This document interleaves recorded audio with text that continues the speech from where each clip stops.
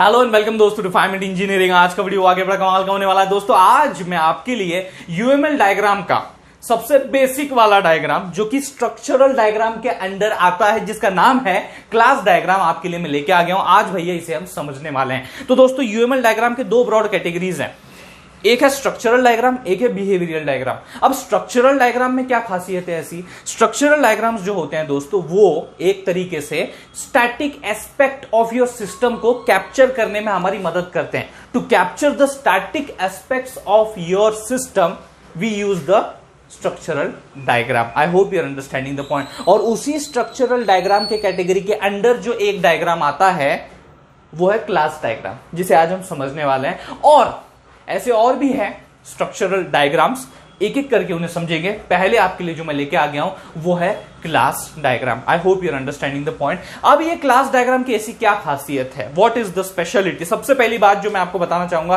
Class diagram के बारे में वो ये है कि भैया ये बड़ा सिंपल है, बड़ा आसान है, बड़ा इजी है to represent the system, static things, static view, static aspect. बराबर है। Object oriented view of your system can be represented by a class diagram. Static view, static aspect, object oriented view of the system can be represented by the class diagram। वो भी बड़े आसान तरीके से, ज्यादा complications के साथ नहीं। ज्यादा कॉम्प्लिकेशंस आपको यहाँ पे देखने को नहीं मिलेंगे। और यहां पे ये आसान और भी हो जाता है हम कंप्यूटर इंजीनियर्स के लिए, बिकॉज हम पहले से इन चीजों के साथ डील कर चुके हैं। यानी कि ये जो क्लास, ये जो नाम है, ये जो वर्ड है, ये हमारे लिए नया थोड़ी ना है। हम उप्स में पहले भी इसके बारे में बात कर चुके हैं। उप्स मतलब क्या? एक सब्जेक्ट था यार, उप्स करके बुलाते थे उसको, ऑब्जेक्ट ओरिएंटेड प्रोग्रामिंग। ये एक सब्जेक्ट था, प्रैक्टिकल भी था। तो इसमें हम लोग क्या करते थे? क्लासेस बनाते थे, ऑब्जेक्ट्स क्रिएट करते थे, इनहेरिटेंस, इनकैप्सुलेशन, अलग अलग फंडे हम लोग लगाते थे और प्रोग्राम तैयार करते थे। तो उसमें जो क्लास बनता था, ऐसा ही कुछ क्लास हमारा यहां पे भी बनने वाला है। सिर्फ फर्क इतना होगा कि वहां पे वो आपके कर्ली ब्रेसेस रहते थे, यहां पे आप उसे, उस क्लास को एक डब्बे के अंदर बंद करने वाले हो। एक डब्बा कुछ इस तरीके से आप बनाने वाला हो, ये बन गया डब्बा, इसके अंदर आपका क्लास होने वाला है। अभी यहां पे इसके स्पेसिफिकेशंस के बारे में हम जानते हैं। ये है मेरा एक क्लास। अब इस क्लास के 3 सेक्शन होते हैं। उस 3 सेक्शंस का जो पहला सेक्शन, यानी कि जिसे हम लोग टॉप सेक्शन बोलते हैं, वो टॉप सेक्शन में हम क्या करते हैं? वहां पे हम सिंपली क्लास नेम मेंशन करते हैं। क्लास का नाम क्या है भाई? ये उधर लिखते हैं अपन टॉप सेक्शन में, ठीक है। उसके बाद जो मिडल सेक्शन होता है उसमें हम क्या करते हैं? उसमें हम उस क्लास के जो एट्रीब्यूट्स हैं उन्हें मेंशन करते हैं। कई लोग इसे प्रॉपर्टीज भी कहते हैं। बराबर है कि क्लास की प्रॉपर्टीज क्या है, यानी कि क्लास के एट्रीब्यूट्स क्या है, उन्हें भी हम यहां पे मिडल सेक्शन के अंदर मेंशन करते हैं। लास्ट सेक्शन या फिर बॉटम सेक्शन जो होता है हमारे क्लास का, उस डब्बे का, उसे हम बोलते हैं, या फिर उसमें हम लिखते हैं class operations। What are the operations that can be performed or can be done by this respective class, जिसका क्लास नेम मेंशन होगा? तो ये बन गया भैया हमारा सिंपल सा class. I hope you are getting the point. लेकिन इसे और थोड़ा सा डिटेलिंग में हम लोग समझते हैं एक एग्जांपल के साथ। तो अगले स्टेप पे जाते हैं, थोड़ी कॉम्प्लेक्सिटी यहां पे बढ़ाने की कोशिश करते हैं। ये तो एक जनरल पर्सपेक्टिव हो गया क्लास का, अब थोड़ा उसको डिटेलिंग करते हैं। लेट्स से मैं क्लास का नेम देता हूं। Name of the class is student। Let's say student is the name of the class। ठीक है। What can be the class properties that we can say? So class के properties, class के जो attributes हैं वो जो हम यहाँ पे मेंशन करेंगे। लेट्स से यार स्टूडेंट का कुछ नाम होगा, name of the student and roll number of the student.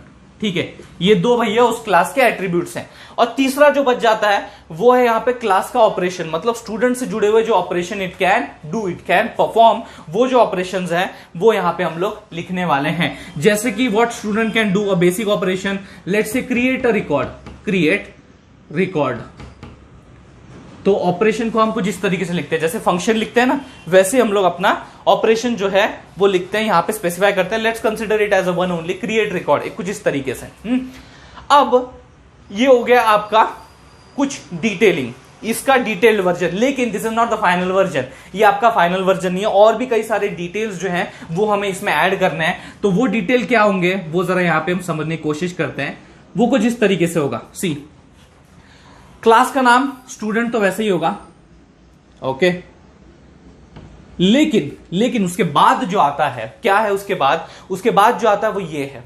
That is the attributes. अब हम एट्रीब्यूट्स को सिर्फ इस तरीके से रिप्रेजेंट नहीं करते, हमें उसमें उनका जो टाइप है, यानी इंटीजर है, फ्लोट है, कैरेक्टर है, क्या है, वो भी वहां पे हमें उसे मेंशन करना पड़ेगा। सो लेट्स से उसे कैसे मेंशन करते हैं डायग्राम में, वो भी मैं अभी आपको बताता हूं। तो यहां पे नेम है, तो ये नेम क्या है, name is a kind of string you are going to consider. यहां पे वो स्ट्रिंग होगा, इस तरीके से मेंशन करना है। जो भी नेम होगा कोलन स्ट्रिंग, नेम होगा colon string, that you have to mention it that way. I hope you are understanding the point. उसके बाद रोल नंबर की हम बात कर रहे हैं, तो यहां पे रोल नंबर जो हमारा एट्रीब्यूट है वो किस तरीके से होने वाला है, वो एक इंटीजर होने वाला है। तो यहां पे हम इंट जो है वो मेंशन कर देंगे। I hope you are understanding the point. तो इस तरीके से हम लोग है उसे क्लास में मेंशन करते हैं, रिप्रेजेंट करते हैं। ये वाला पार्ट हो गया।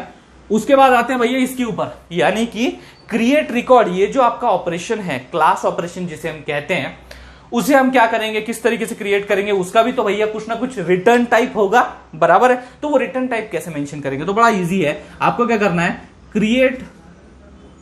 क्रिएट रिकॉर्ड है, ओके।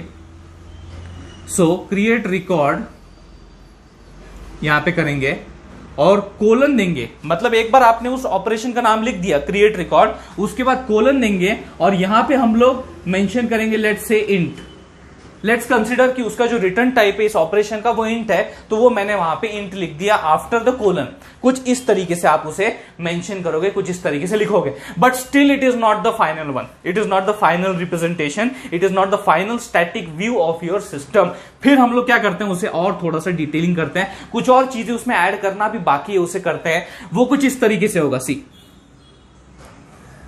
स्टूडेंट यहां पे है, ये मेरा स्टूडेंट का क्लास का नाम, ओके। अब यहां पे और कौन सी चीजें ऐड करनी है, यहां पे कुछ चीजें आपको समझनी है जो कि आपने कई बार डायग्राम्स में देखी होंगी।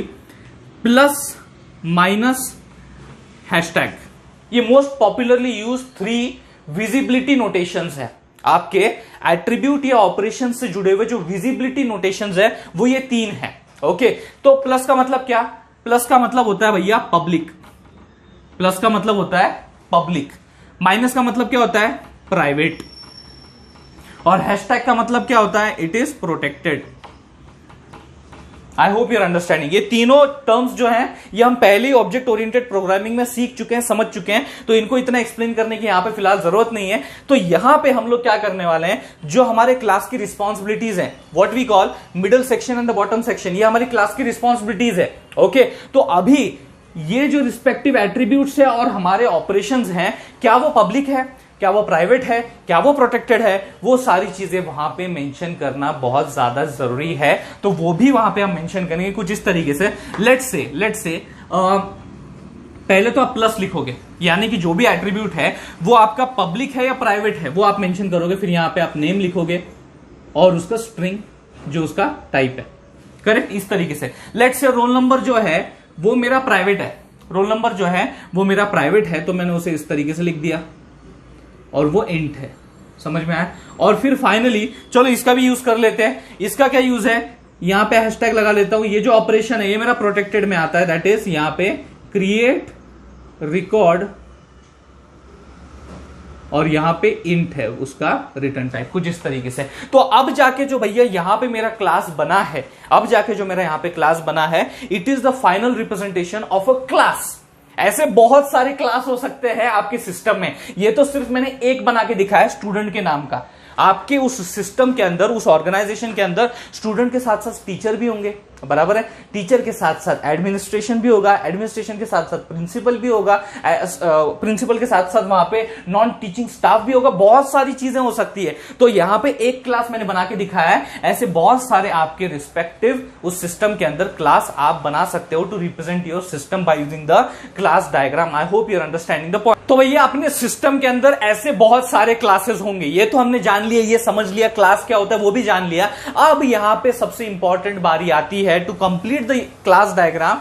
यहां पे इन क्लासेस के बीच में कुछ संबंध होता है, उसे डिस्कवर करने की, उसे एक्सप्लोर करने की बारी आ गई है। रिलेशनशिप्स के बारे में बात करने की बारी आ गई है। क्लास डायग्राम में कौन कौन से रिलेशनशिप्स आपको देखने को मिलेंगे, चलो वो जानने की कोशिश करते हैं।